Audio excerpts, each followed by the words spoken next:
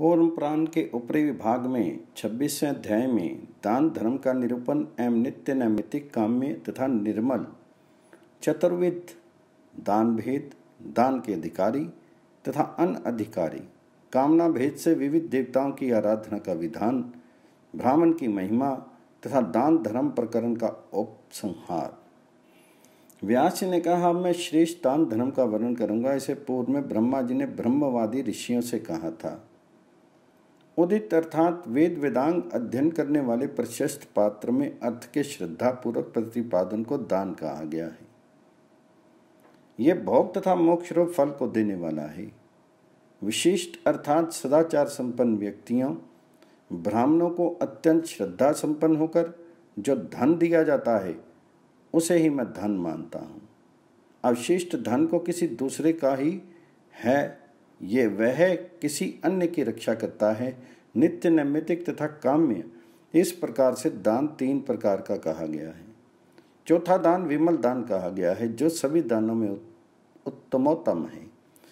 प्रत्येक दिन बिना किसी फल प्राप्ति रूप प्रयोजन के अर्थात निस्वार्थ भाव से कर्तव्य समझकर जो कुछ भी अनउपकारी, जिससे अपना उपकार कराने की तनिक भी आशा ना हो, ऐसे ब्राह्मण को दिया जाता है, वह नित्य दान कहलाता है।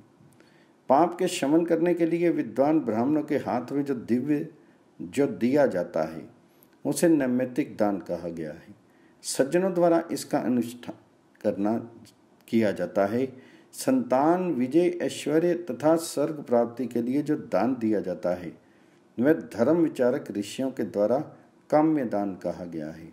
ईश्वर की प्रसन्नता के लिए धर्म भावना से ब्रह्म ज्ञानियों को जो दिया जाता है वह कल्याणकारी दान विमल दान कहलाता है। सत्पात्र उपलब्ध होने पर यथाशक्ति दान धर्म का पालन अवश्य करना चाहिए, क्योंकि वह सत्पात्र कदाचित ही सौभाग्य से उपलब्ध होता है, जो दाता का हर तरह से उद्धार कर देता है। कुटुंब के भरण पोषण से अधिक अवशिष्ट पदार्थ का दान करना चाहिए। इससे भिन्न प्रकार का दिया जाने वाला दान फलप्रद नहीं होता। क्षत्रिय, कुलीन, विनयी, तपस्वी, सदाचारी तथा दानहीन ब्राह्मण को भक्तिपूर्वक दान देना चाहिए। जो अग्निहोत्री ब्राह्मण को भक्तिपूर्वक भूमि का दान करता है वह उस परम पद को प्राप्त करता है जहां जाने पर शोक नहीं करना पड़ता। एक जौ तथा गेहूं से फली हुई विस्तृत भूमि को जो वेदज्ञ ब्राह्मण को दान में देता है उसका पूर्व जन्म नहीं होता।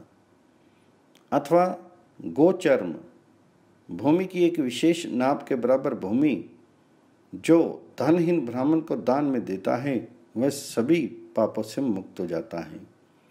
इस संसार में भूमि दान से श्रेष्ठ दान और कुछ भी नहीं है। उसके समान ही अन्न दान है और विद्या दान उससे बड़ा है। जो पितृ शांत धर्म आचरण संपन्न ब्राह्मण को विधि पूर्वक विद्या प्रदान करता है वह ब्रह्मलोक में प्रतिष्ठा प्राप्त करता है।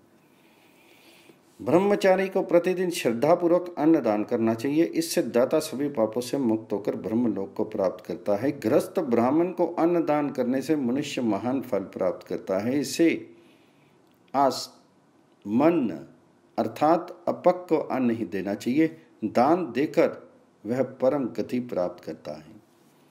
वैशाख मास की पूर्णमासी को संयत चित्त से उपवास करके शांति और पवित्रता पूर्वक 7 या 5 ब्राह्मणों की विधि पूर्वक काले तिलों, विशेष रूप से मधु तथा गंध आदि उपचारों से अच्छी प्रकार से पूजा करें तथा सविधि भोजन कराकर जो मन में है उसका स्मरण करते हुए उन ब्राह्मणों से प्रीताम धर्मराज अर्थात धर्मराज प्रसन्न हो ये वाक्य कहलाएं अथवा स्वयं कहें। इससे संपूर्ण जीवन में किया हुआ पाप तत्क्षण ही नष्ट हो जाता है।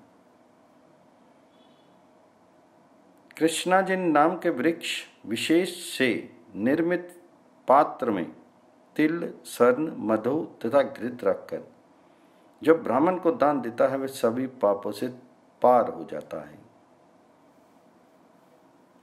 विशेष रूप से वैशाख मास की पूर्णिमा को ब्राह्मणों को जो कीर्तन पकवान अर्थात सत्तू तथा जल से भरा घड़ा धर्मराज के उद्देश्य से देता है वह भय से मुक्त हो जाता है।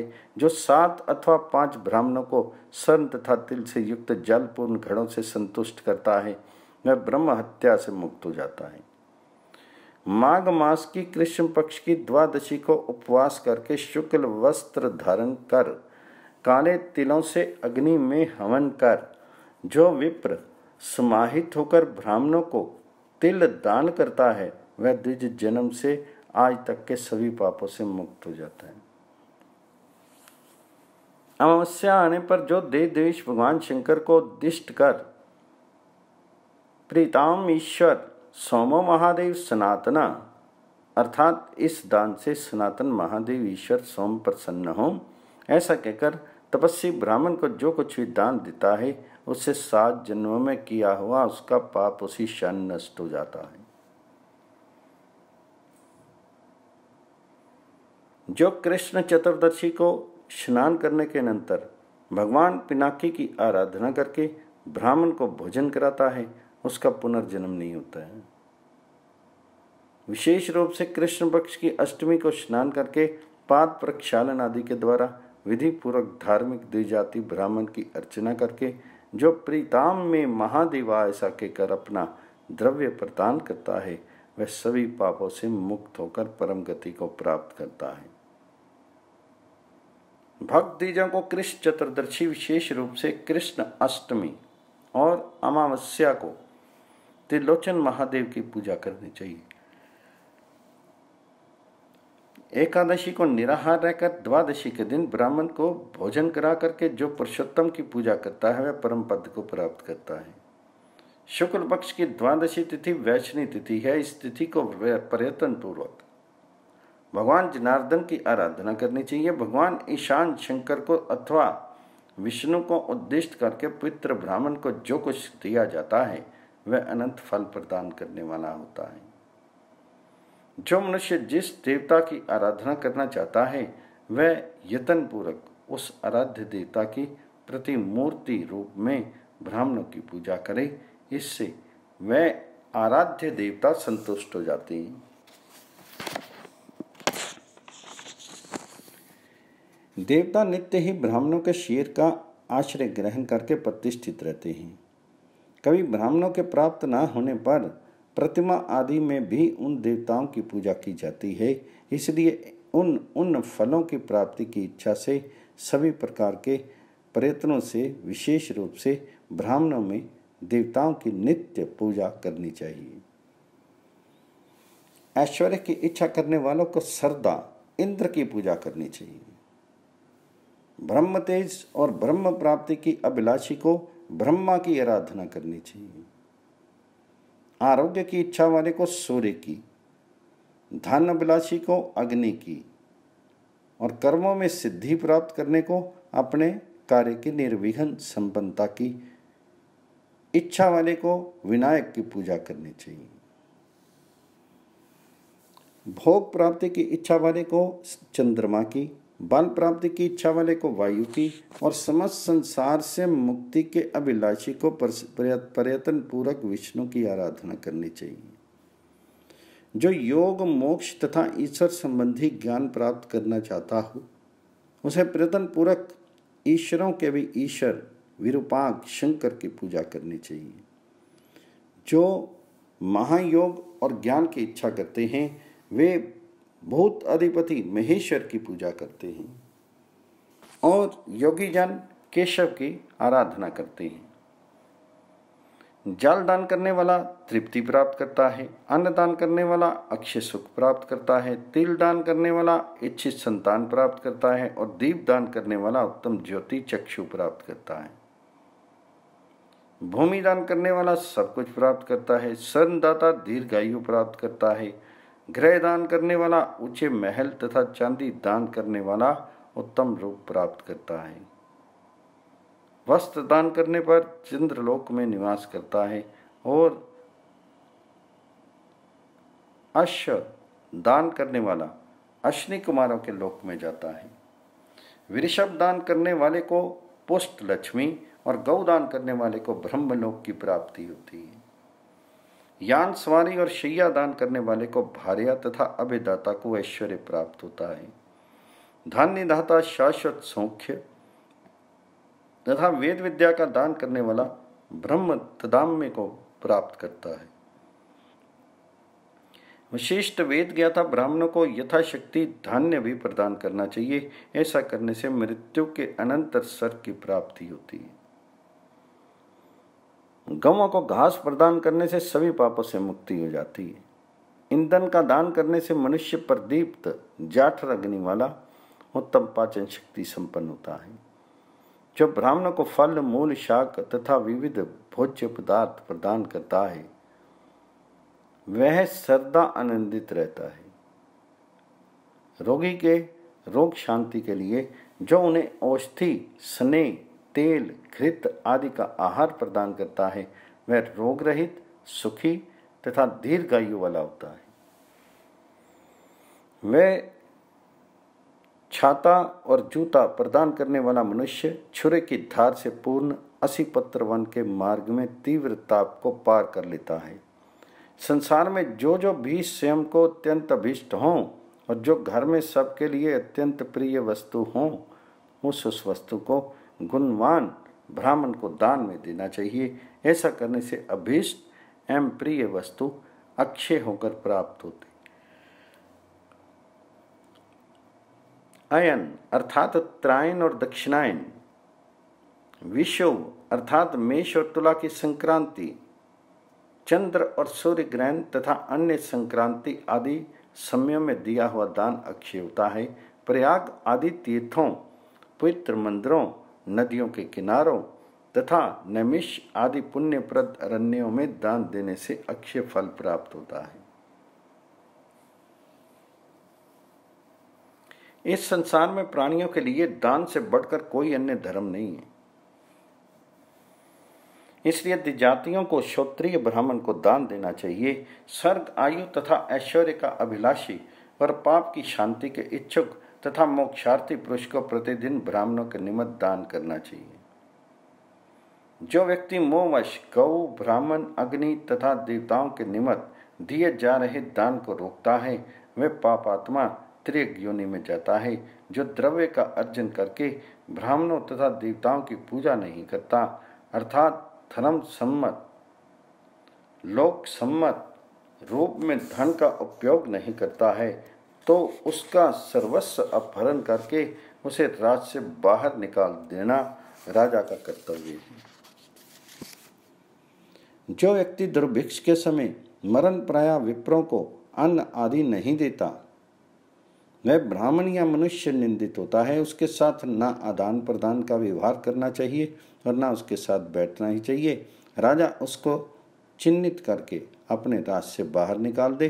संसार में अपने धर्म के साधन रूप द्रव्य को जो असज्जनों, दान के अयोग्यों को दान करता है वह मनुष्य पूर्वोक्त वर्णित सभी पापियों से भी अधिक पापी होता है और नरक में पड़ता है।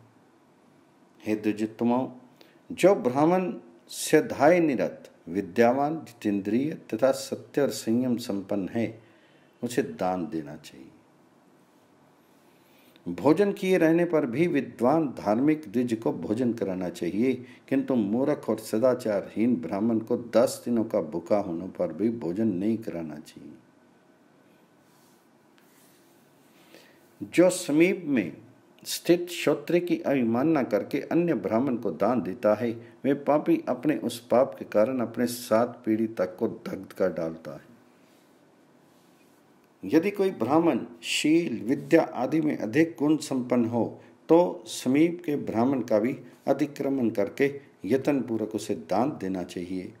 जो आदर पूर्वक दान ग्रहण करता है और जो आदर पूर्वक देता है वे दोनों स्वर्ग प्राप्त करते हैं। इसके विपरीत करने वाले नरक जाते हैं। धर्मज्ञ को नास्तिक, कुतर्की, सभी पखंडियों तथा वेद ज्ञान से हीन व्यक्ति के निमित्त जल का ही दान नहीं करना चाहिए। अपोपुआ, स्वर्ण, गौ, अश्व, पृथ्वी तथा तिल का दान ग्रहण करने वाला अविद्वान व्यक्ति लकड़ी के समान भस्म हो जाता है। अर्थात दान लेने की योग्यता न रहने पर लोभवश दान नहीं लेना चाहिए। श्रेष्ठ चीजों को पर शस्त्र द्विजातियों से धन की इच्छा करनी चाहिए अथवा अपनी जाति वालों से ही धन ग्रहण करना चाहिए, किंतु शूद्र से किसी प्रकार धन नहीं लेना चाहिए। ब्राह्मण को वृत्ति के संकोच की इच्छा रखनी चाहिए, उसे धन का विस्तार करने की इच्छा नहीं रखनी चाहिए। धन के लोभ में आसक्त ब्राह्मण ब्राह्मणत्व से च्युत हो जाता है। संपूर्ण वेदों का अध्ययन करने और सभी यज्ञों को कर लेने पर भी वह गति नहीं प्राप्त होती जो वृत्ति के संकोच से होती है। अर्थात जीवन निर्वाह के लिए जीविका का अधिक से अधिक विस्तार उचित नहीं है।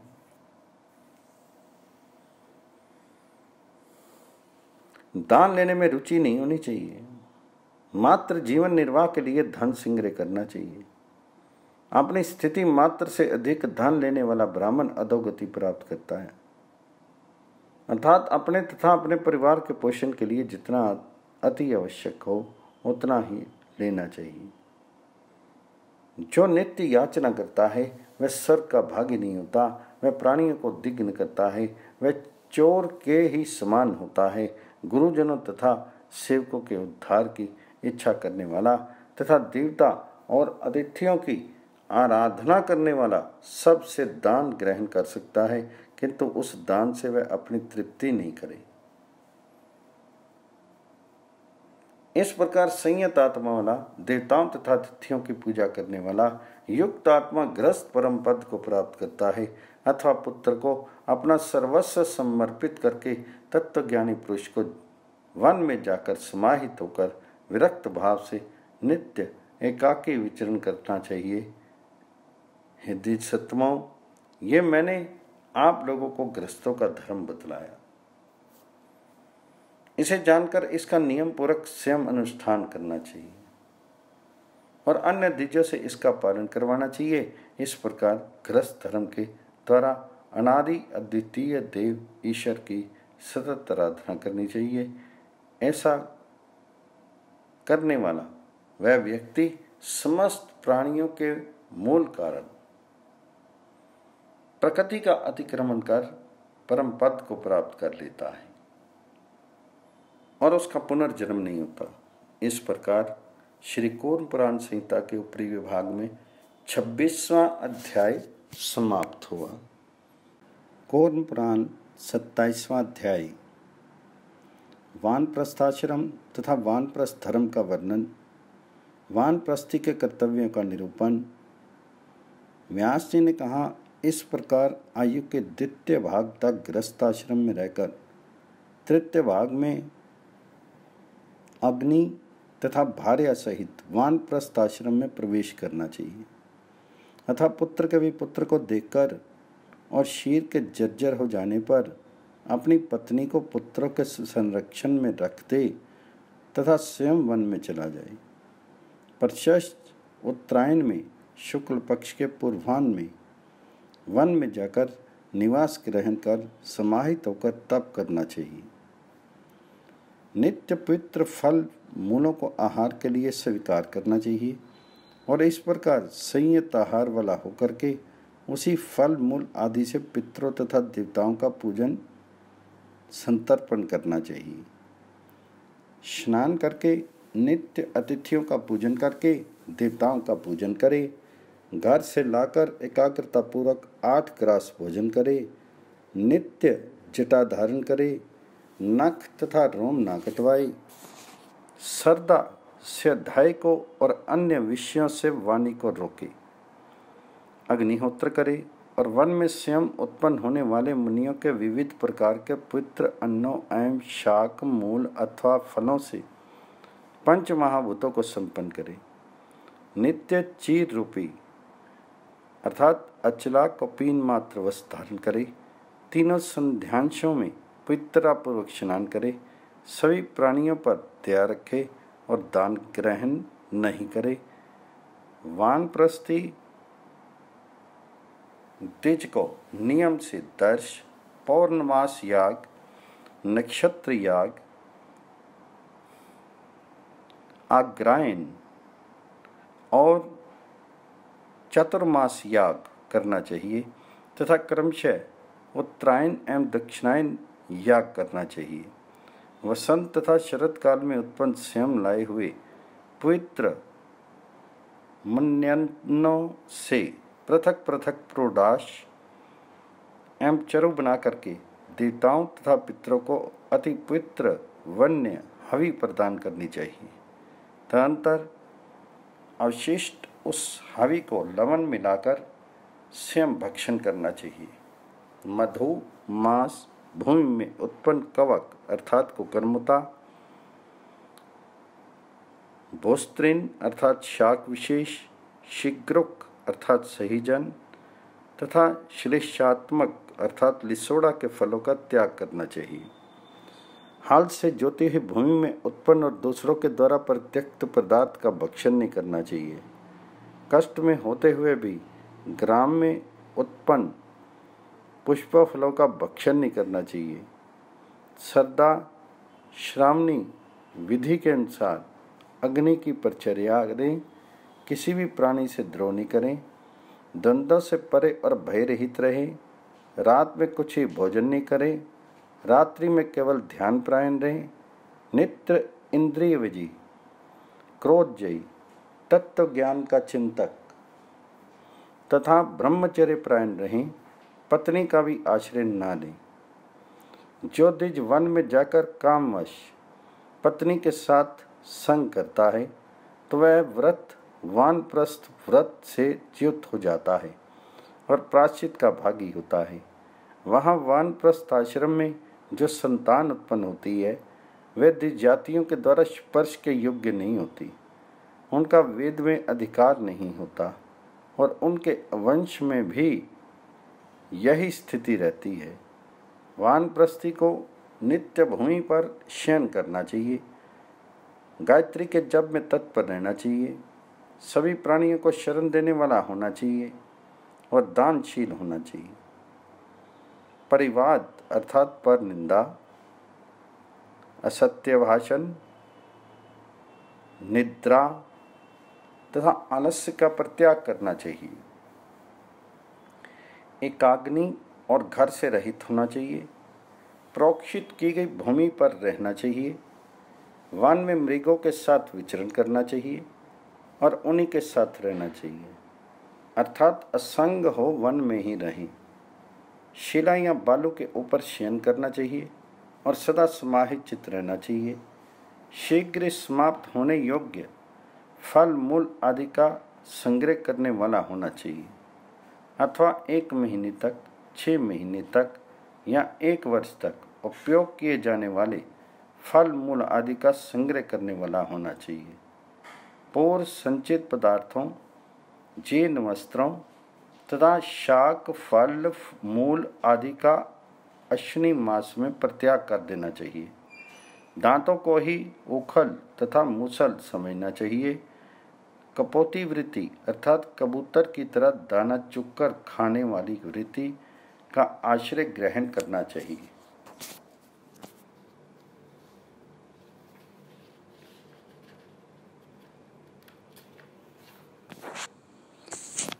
अथवा पत्थर पर ही कूटकर उसका अन्न का भक्षण करने वाला होना चाहिए या समय के अनुसार पके हुए फल मूल आदि का भक्षण करने वाला होना चाहिए।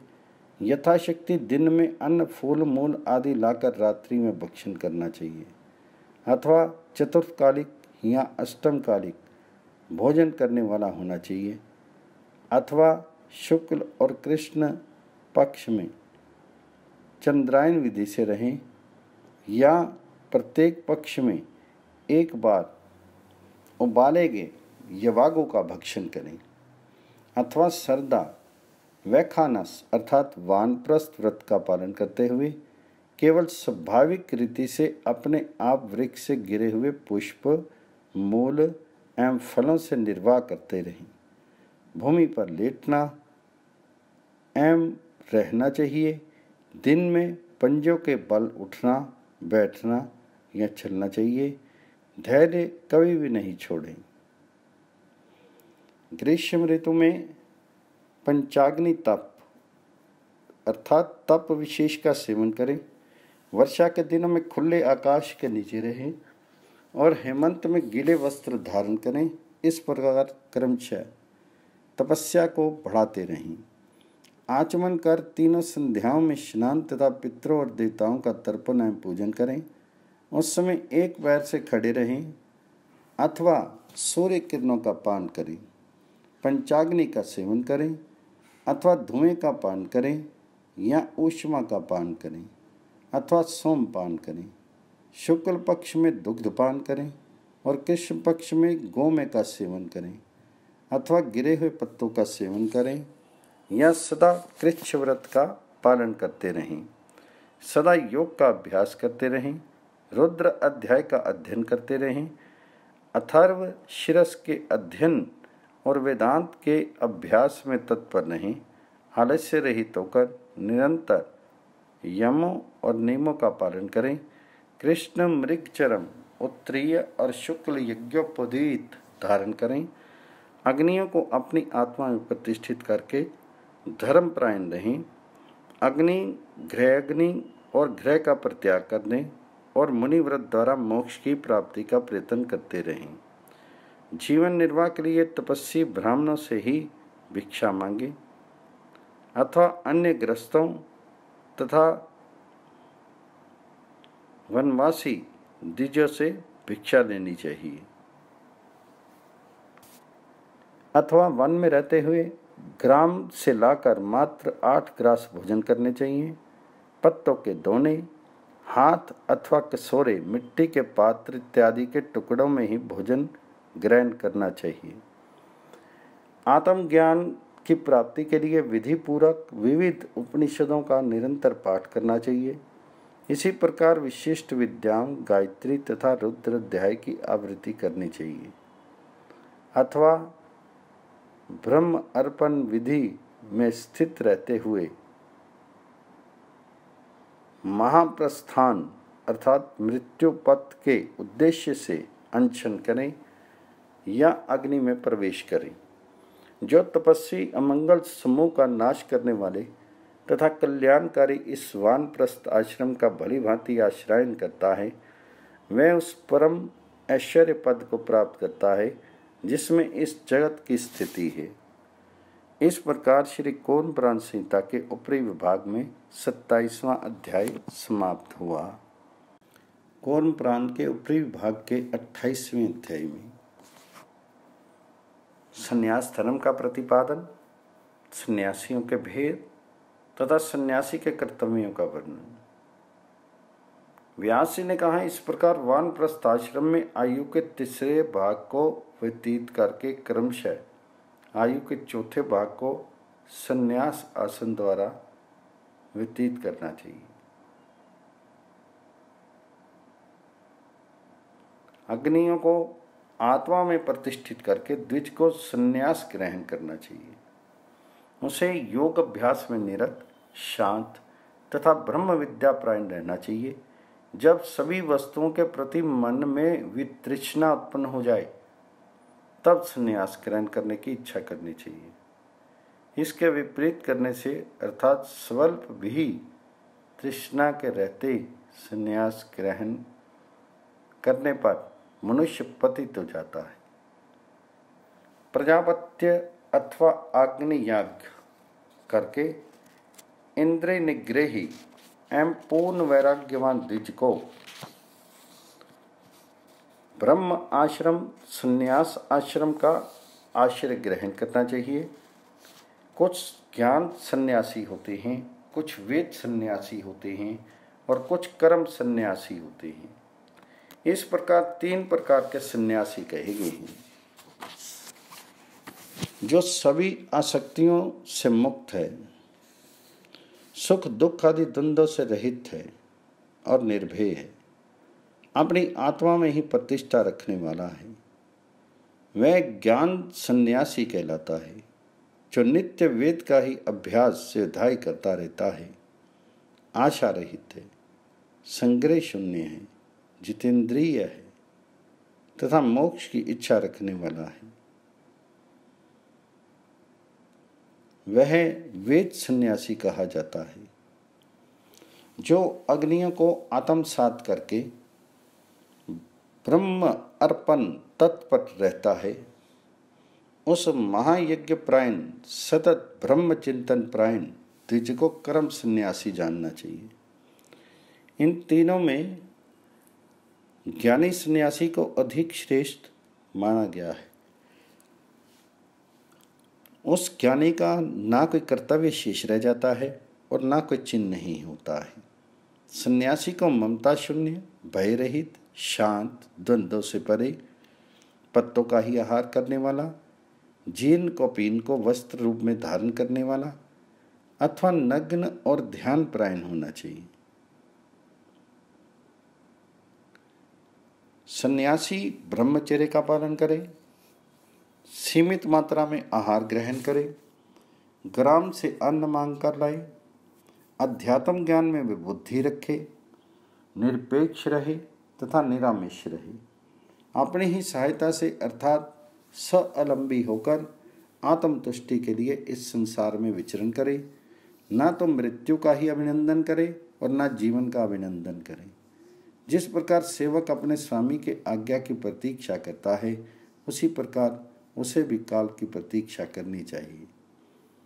ना कभी अध्ययन करे, ना प्रवचन करे और ना कुछ श्रवण ही करे। इस प्रकार का ज्ञान रख के आत्मनिष्ठ होकर वह श्रेष्ठ योगी ब्रह्म स्वरूप हो जाता है। विद्वान सन्यासी कौपीन के साथ एक वस्त्र उत्तरीय धारण करें अथवा कौपीन मात्र से शीर का आच्छादन करे, मुंडेच शेर अथवा जटाधारी रहे, त्रिदंडी रहे, संचय वृत्ति से शून्य रहे, काषाय वस्त्र ही धारण करे और निरंतर ध्यान योग में प्रायण रहे। उसे सन्यासी को ग्राम की सीमा पर वृक्ष के मूल में अथवा किसी देव मंदिर में रहना चाहिए। शत्रु मित्र तथा मान अपमान में समान रहना चाहिए।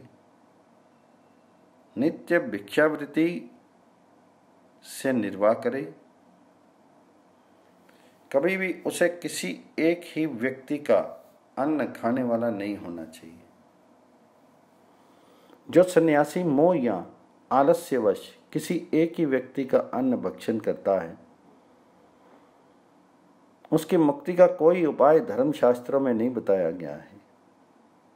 सन्यासी को राग द्वेष से मुक्त, मिट्टी, पत्थर और सोने में समान भाव रखने वाला, प्राणियों की हिंसा से निवृत्त, मौनी और सब प्रकार से आसक्ति शून्य होना चाहिए। अच्छी तरह देखकर पैर रखना चाहिए, वस्त्र से छान कर जल पीना चाहिए, सत्य से पवित्र वाणी बोलनी चाहिए और मन से शुद्ध आचरण करना चाहिए। सन्यासी को वर्षा ऋतु के अतिरिक्त अन्य ऋतुओं में किसी एक ही स्थान पर नहीं रहना चाहिए। नित्य स्नान एवं शौच में तत्पर, हाथ में कमंडलू धारण करने वाला तथा पवित्र होना चाहिए। नित्य ब्रह्मचर्य व्रत धारण करना चाहिए, वनवासी ही रहना चाहिए तथा मोक्ष विषयक शास्त्र अध्ययन में निरत रहते हुए ब्रह्मसूत्री अर्थात यज्ञोपवीत से युक्त दंडधारी और जितेंद्रिय रहना चाहिए। दंभ आहार से मुक्त रहें। निंदा तथा पिशुनता अर्थात चुगलखोरी का सर्था परित्याग करें। आत्मज्ञान संबंधी गुणों से संपन्न रहे। ऐसा सन्यासी मोक्ष प्राप्त करता है।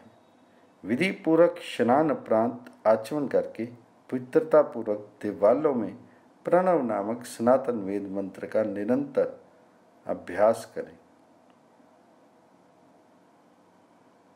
यज्ञोपवीति, शांत आत्मा, हाथ में कुश धारण करने वाला, एकाग्रचित, धुला हुआ कषाय वस्त्र धारण करने वाला और भस्म से धूसरित देह वाला रहना चाहिए। सन्यासी को वेदांत प्रतिपादित अधियज्ञ, समस्त यज्ञों के अधिष्ठान, आदिदेविक तथा आध्यात्मिक ब्रह्म मंत्र प्रणव का सतत जप करना चाहिए, अथवा मननशील तथा ब्रह्मचारी यति को पुत्रों के बीच रहते हुए नित्य वेद का ही अभ्यास करते रहना चाहिए। इससे उसे परम गति प्राप्त होती है। अहिंसा, सत्य, अस्तेय अर्थात चोरी न करना, ब्रह्मचर्य, श्रेष्ठ तप, क्षमा, दया और संतोष, ये ब्रह्मचारी यति के विशेष व्रत हैं। अथवा वेदांत ज्ञान में निष्ठा के साथ समाहित होकर स्नान आदि कर भिक्षा में प्राप्त अन्न से नित्य पंच महायज्ञों का संपादन करना चाहिए। इसे विरक्त कर्म योगी का धर्म समझना चाहिए। नियत समय पर समाहित होकर नित्य होम मंत्रों का जप करना चाहिए। प्रतिदिन सिद्धाय करें और संध्या में गायत्री का जप करें। एकांत में निरंतर परमेश्वर देव का ध्यान करें। जिस एक ही व्यक्ति के अन्न का और काम, क्रोध तथा परिग्रह का त्याग करें। एक वस्त्र अथवा 2 वस्त्र धारण करें। शिखा एवं यज्ञोपवीत धारण करें। हाथ में कमंडलू धारण करें। ऐसा त्रिदंडी विद्वान भी अनासक्त, द्वंद्वातीत, कर्मयोगी होने के कारण परम पद को प्राप्त करता है। इस प्रकार श्री कूर्म पुराण संहिता के ऊपरी विभाग में 28वां अध्याय समाप्त हुआ।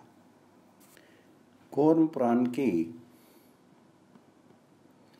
ऊपरी विभाग में 29वें अध्याय में संन्यास आश्रम धर्म निरूपण में यतियों की भैक्षवृत्ति का स्वरूप, यतियों के लिए महेश्वर के ध्यान का प्रतिपादन, व्रत भंग में प्रायश्चित विधान तथा पुनः यथास्थिति में आने की विधि, संन्यास धर्म प्रकरण की समाप्ति। व्यास जी ने कहा, इस प्रकार अपने आश्रम में स्थित नियत आत्मा यतियों के लिए भिक्षा अथवा फल मूल द्वारा जीवन निर्वाह करना कहा गया है।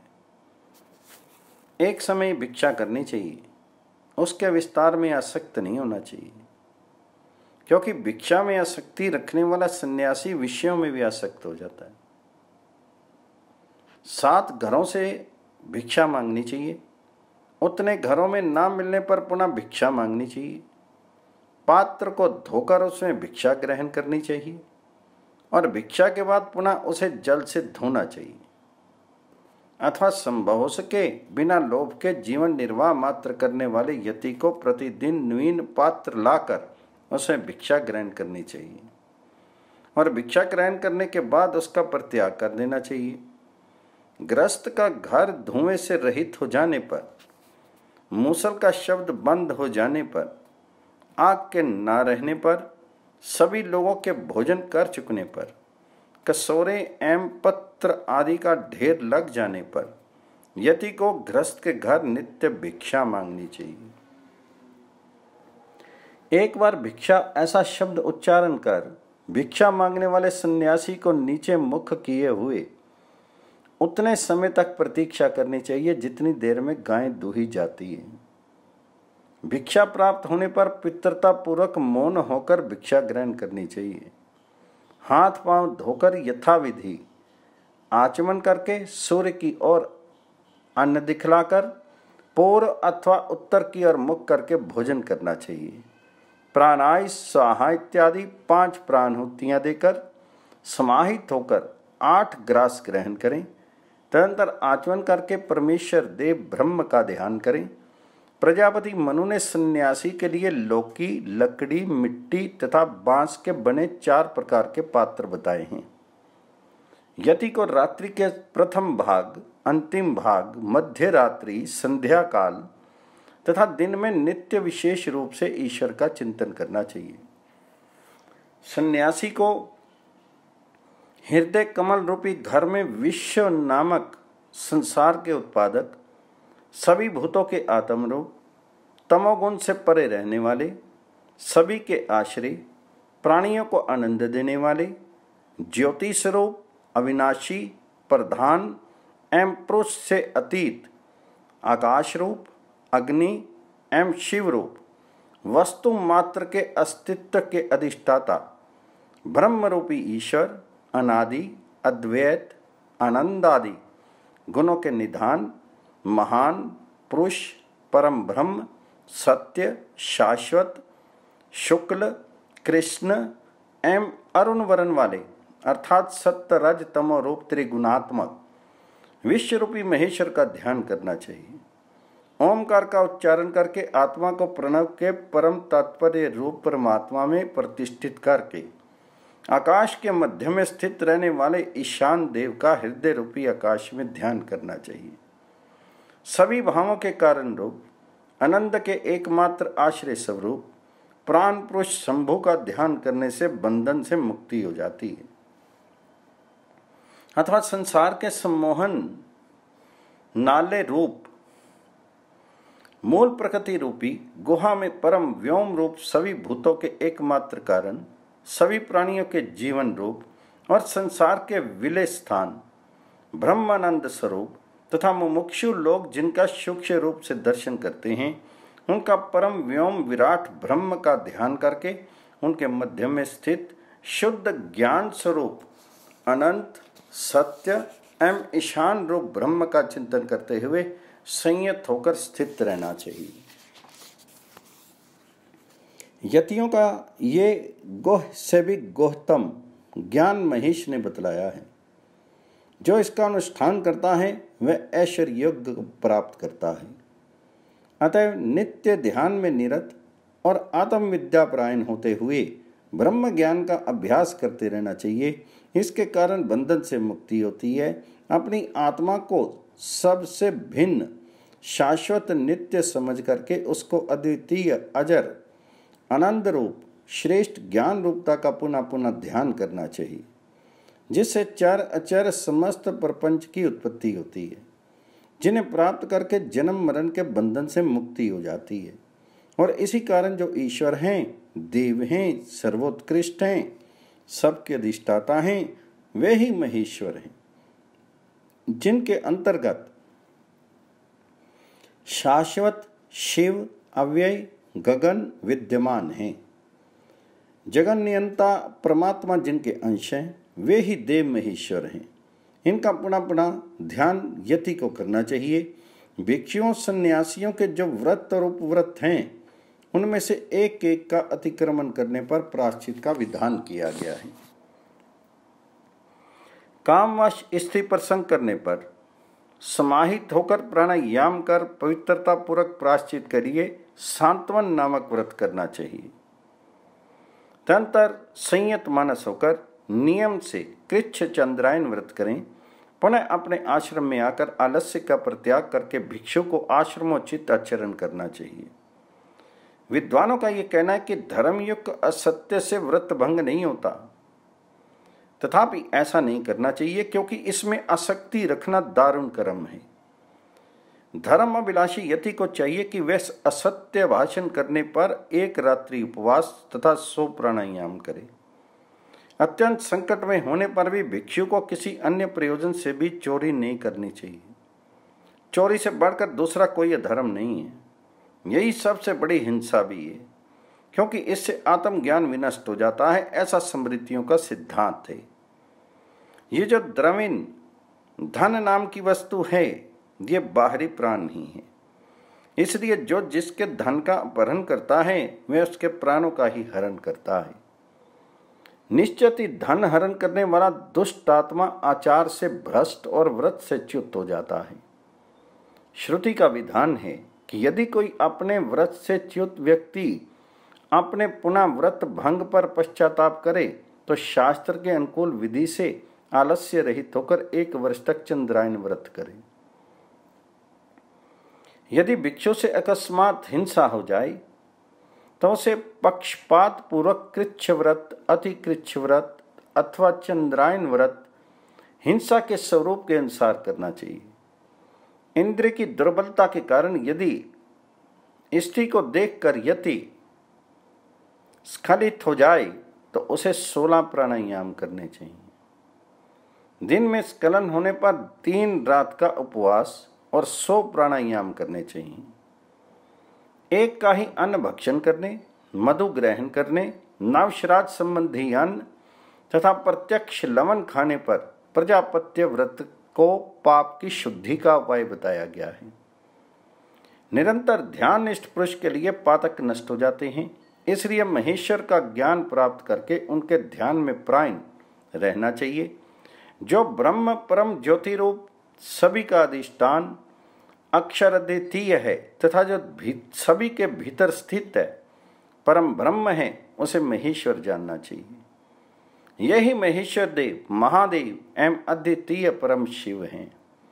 यही अविनाशी अद्वैत हैं और यही आदित्य के भीतर प्रतिष्ठित परम तत्व हैं। आत्मयोग नाम से प्रसिद्ध स्वप्रकाश नित्य ज्ञान नाम से भी विख्यात परम तत्व रूप अपने धाम में सर्वाधिक पूजनीय रूप से ये महेश्वर प्रतिष्ठित हैं। इसलिए महादेव कहे जाते हैं। जो महादेव से भिन्न किसी दूसरे देव को नहीं जानता और इन्हीं को अपना आत्मा मानता है, वह परम पद को प्राप्त होता है।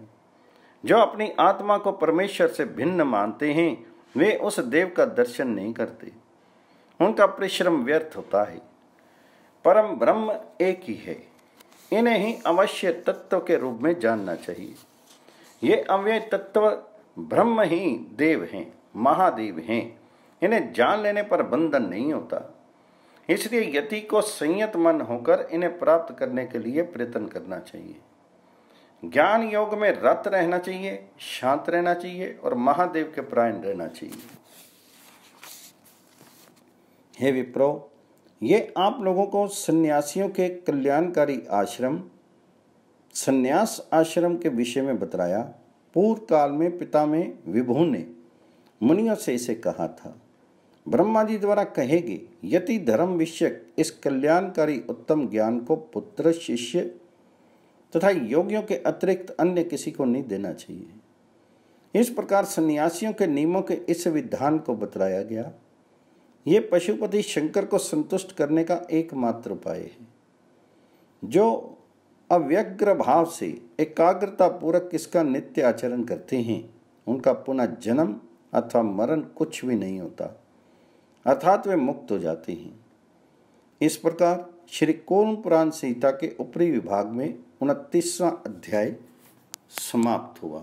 कूर्म पुराण के ऊपरी विभाग में 30वां अध्याय प्रायश्चित प्रकरण में प्रायश्चित का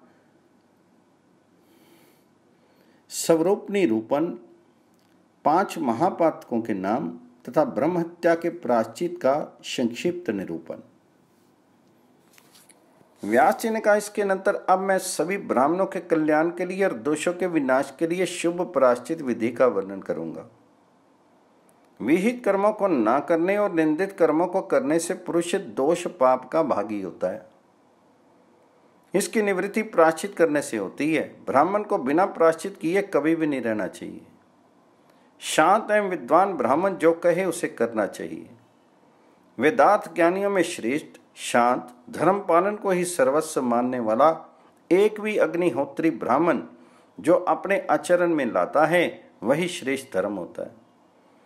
वेदांत में पारंगत, धर्मपरायण, अनाहित अग्नि, 3 ब्राह्मण जो कहें उसे धर्म का साधन समझना चाहिए। अनेक धर्मशास्त्रों के ज्ञाता, ऊहापोह में दक्ष, शास्त्रीय विभिन्न सिद्धांतों के आकलन तथा समन्वय में कुशल तथा वेद अध्ययनशील 7 ब्राह्मण धर्म में प्रमाण कहे गए हैं। मीमांसा ज्ञान के तत्वज्ञ, वेद वाक्यार्थ विचार एवं श्रोत समार्थ कर्म कांड के रहस्य को जानने वाले तथा वेदांत के ज्ञान में कुशल परमार्थिक तत्व अद्वैत के रहस्यवेता संख्या में 21 ब्राह्मण प्रायश्चित का विधान कर सकते हैं। ब्रह्मघाती, मध्यपाई, चोर, गुरुतलगामी तथा इनके साथ निवास करने वाले ये सभी महापातकी होते हैं।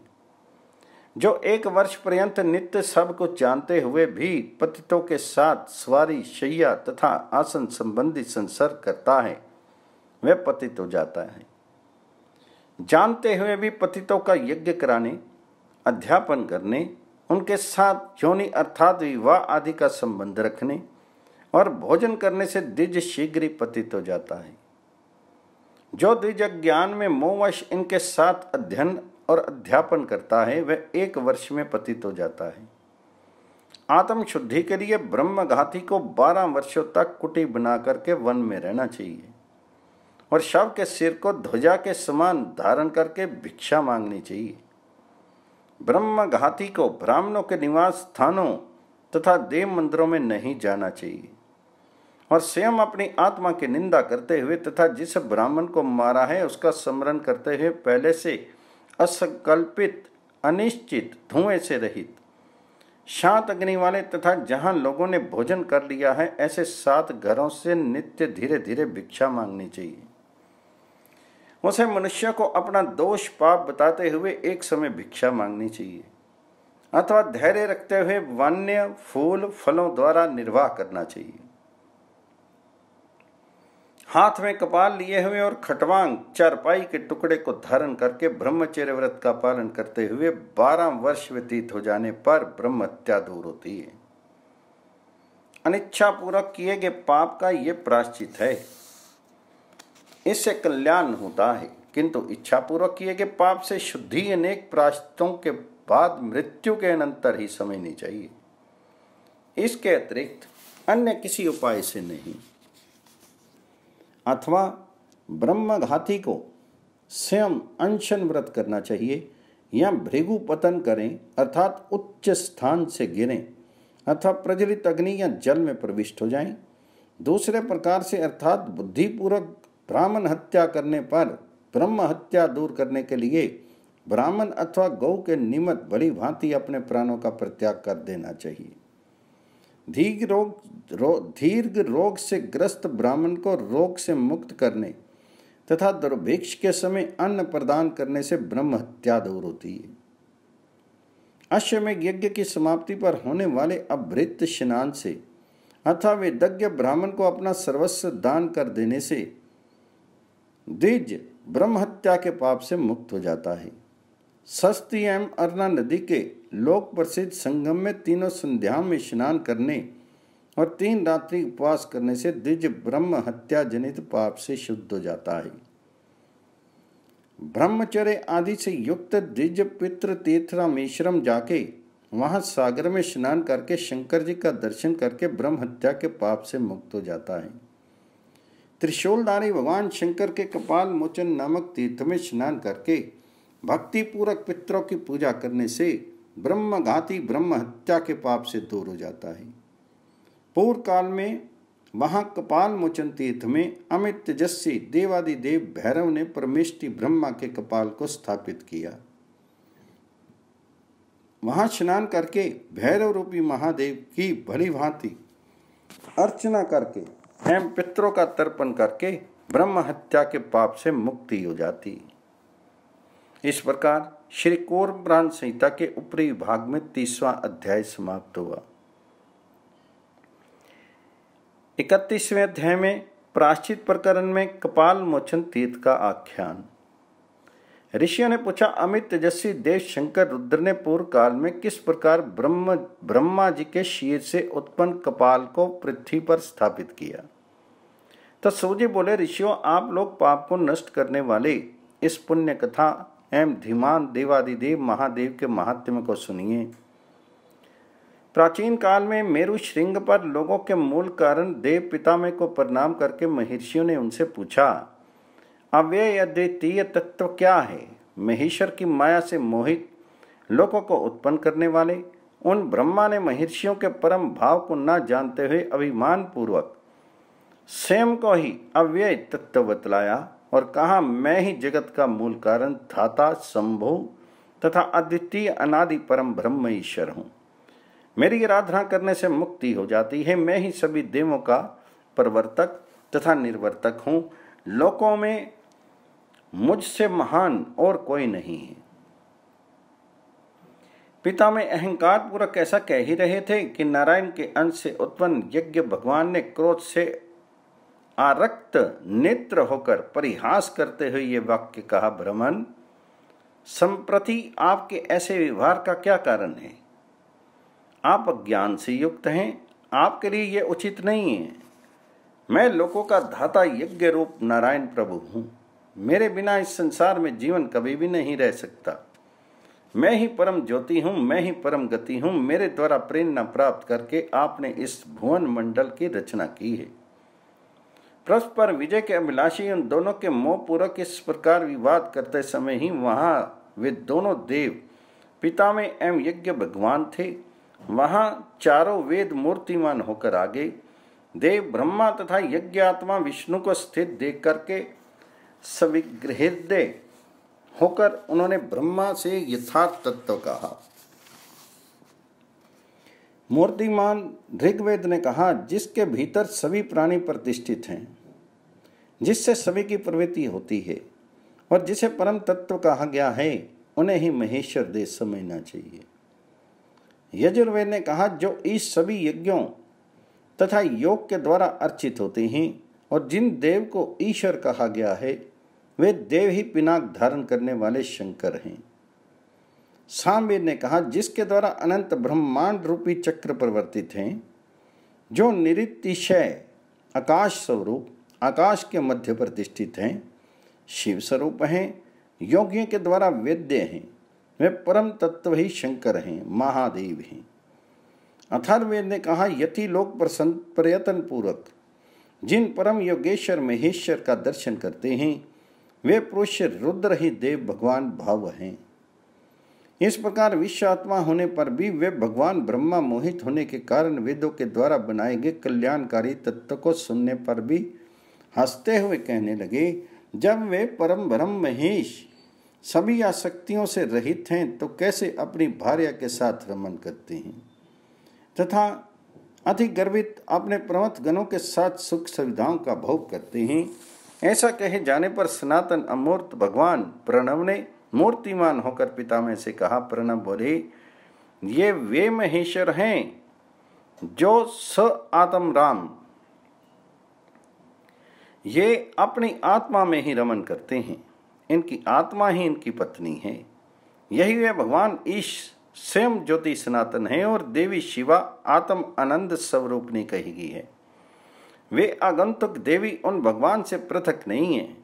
इस प्रकार कहे जाने पर भी उस समय ईश्वर के ही माया से मोहित यज्ञ मूर्ति भगवान तथा ब्रह्मा का अज्ञान नष्ट नहीं हुआ।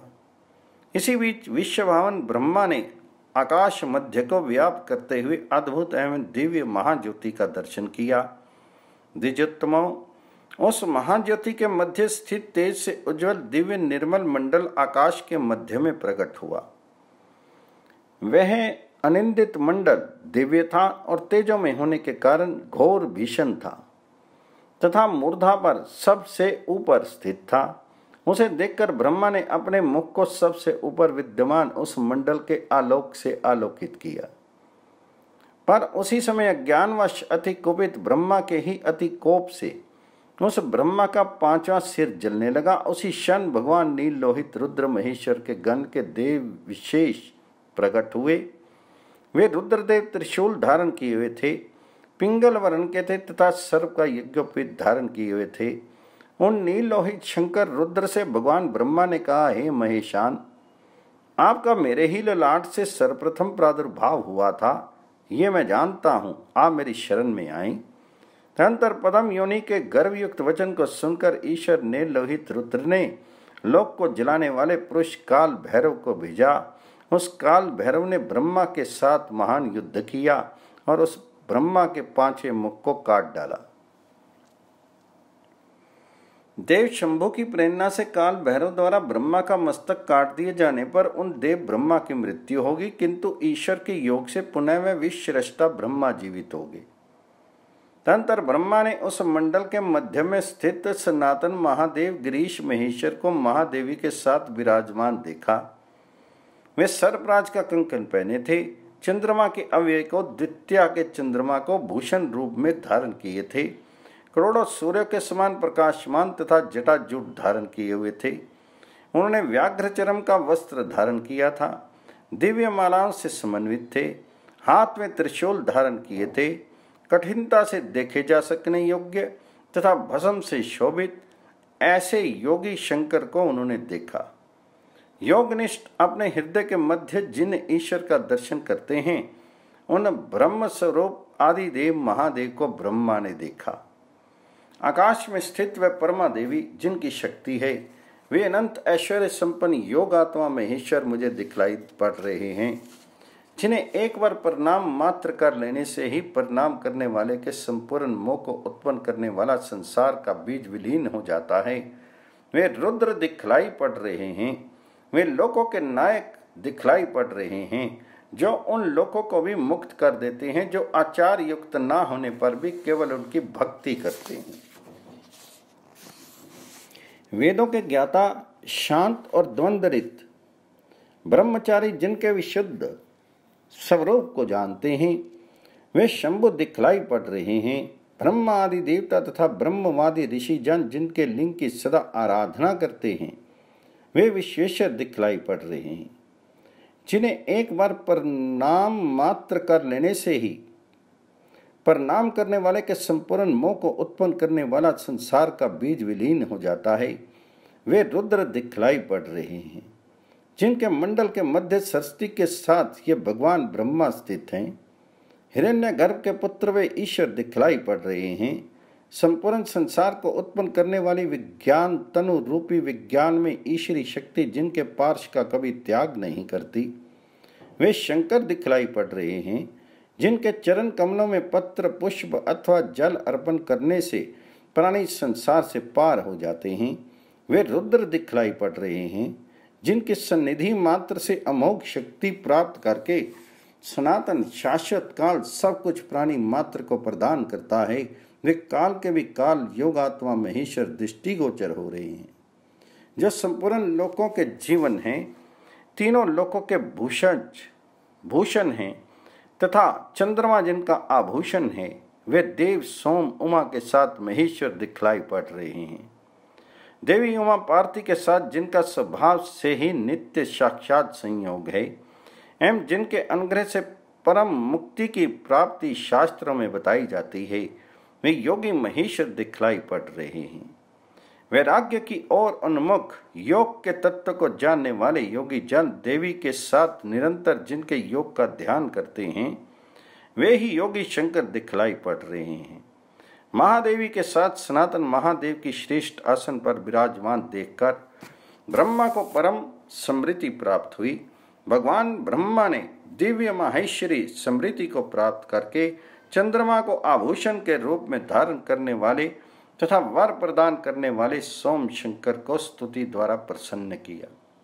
ब्रह्मा ने कहा, महान देव महादेव को नमस्कार है, महादेवी को बार बार नमस्कार है, शिव को शांत को नमस्कार है, शिवा को शांति को नमस्कार है, ओमकार ब्रह्म रूप आपको नमस्कार है, विद्या रूप आपको नमस्कार है, मूल प्रकृति को नमस्कार है, महेश्वर को बार बार नमस्कार है, विज्ञान स्वरूप देव वाले महेश्वर को नमस्कार है, चिंतन अर्थात विचार शक्ति चिति स्वरूप आप देवी को नमस्कार है, काल के भी काल आपको नमस्कार है, ईश्वरी को बार बार नमस्कार है, रुद्र के लिए बार बार नमस्कार है, रुद्राणी आपको बार बार नमस्कार है, काम अर्थात समस्त प्रपंच को मोहित करने वाले आपको बार बार नमस्कार है और माया को बार बार नमस्कार है।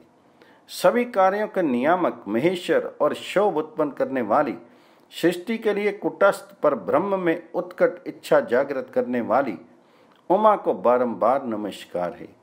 मूल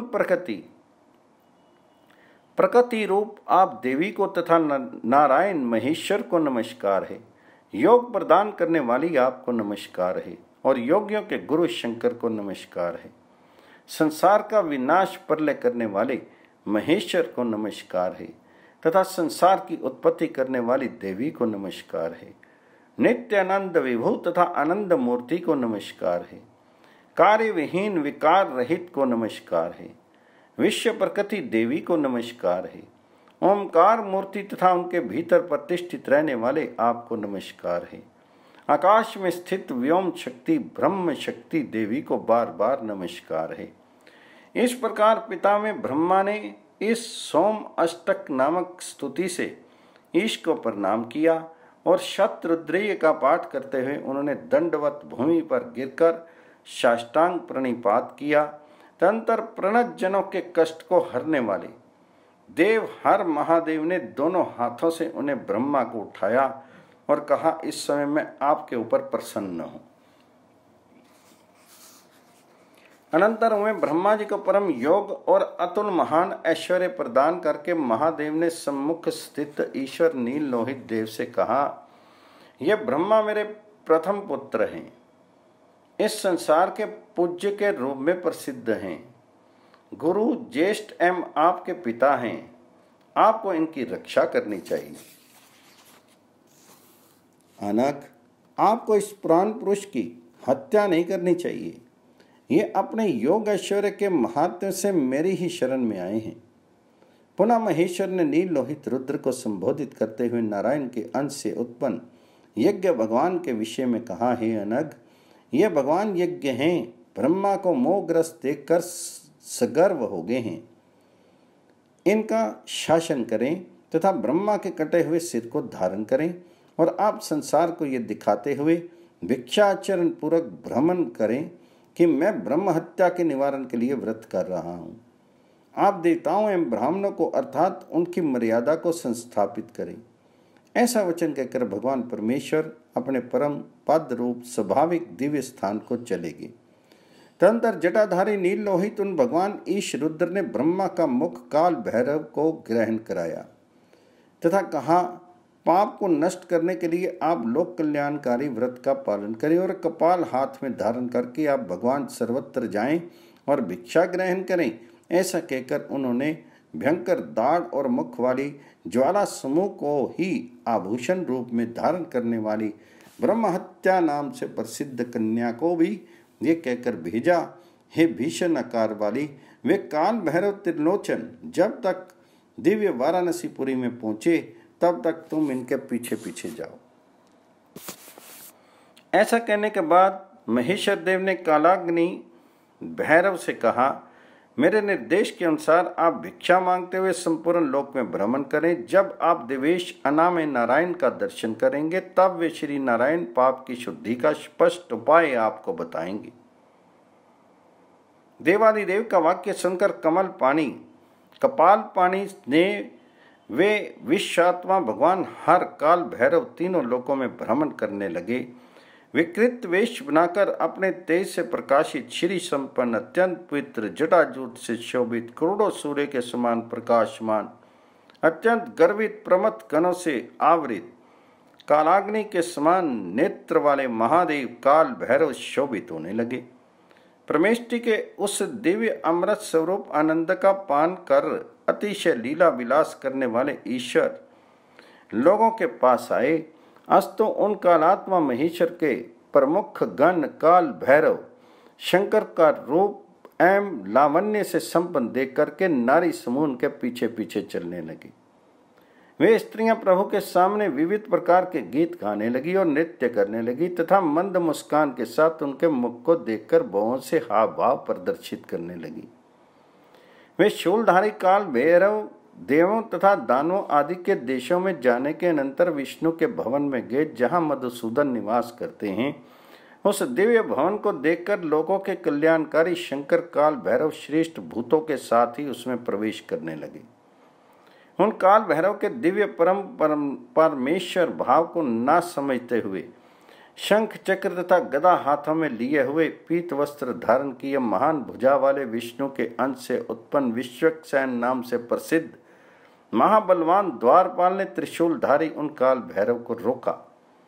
तब भैरव की आज्ञा से काल वेग इस नाम से प्रसिद्ध शंकर का भयंकर गण विष्णु समुद्भूत अर्थात विश्वक्सेन से युद्ध करने लगा। उस काल वेग को जीत करके क्रोध से लाल हुए नेत्रों वाला द्वारपाल रुद्र काल भैरव की ओर भयंकर सुदर्शन चक्र फेंका। तब त्रिशूलधारी शत्रुजित त्रिपुरारी देव महादेव काल भैरव ने उस आते हुए चक्र को अवज्ञापूर्वक देखा। उसी समय महादेव काल भैरव ने त्रिशूल के द्वारा प्रलयकालीन अग्नि के तुल्य अति भीषण विश्वक्सेन के वक्षस्थल में प्रहार करके उसे पृथ्वी पर गिरा दिया। त्रिशूल से आहत होने पर अपने महान बल का त्याग करके उस विश्वक्सेन ने अपने प्राणों का उसी प्रकार परित्याग कर दिया जैसे व्याधि से आहत प्राणी मृत्यु को देखकर अपने प्राणों का परित्याग कर देता है।